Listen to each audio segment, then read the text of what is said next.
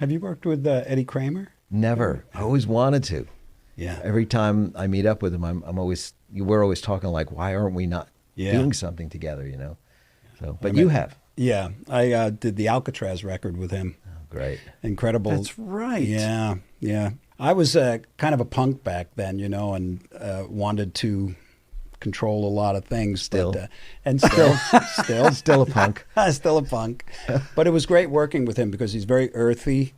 And he would take like a piece of gear and just crank it until it was, you know, screaming for mercy, you know, and great instincts, great live rock and roll capturing moment instincts. And that's what was really helpful for me, because before that it was, you know, kind of all over the place. How did you guys change the way you captured your guitar sounds from the 80s to now, for example? Is there anything different that you've gotten from people that you've worked with that you say, oh, I like to do this now? Do you guys record DIs all the time with your guitar sounds now, if you want to? Yeah, I do. Okay. Yeah, I do now. That sort of came a little later, you know, where that became more common.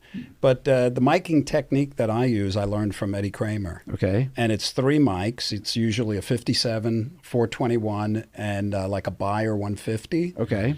One of the great things about working with him was I learned how, you know, vital it is to get the microphone where you need it. Because before that, you know, I was recording in my bedroom on a, you know, just little condenser mic. But and he would he'd run things sometimes through a slap echo, you know, with the 2-track machine. I've got a great story. There was this one song called Desert Diamond, and the solo section, I had this idea. And the idea was I was going to write, and I was explaining this to Eddie, I'm going to write the guitar solo out, and then I'm going to orchestrate it for 15 guitars. I'm going to write the melody, and then I'm going to write it out backwards. And I'm going to record this whole thing backwards and then fly it down to 2 tracks and then fly it into, and he's like, no, you're not. And I'm thinking, okay. I actually started to, this is a great story. I actually started to sneak into the studio at night.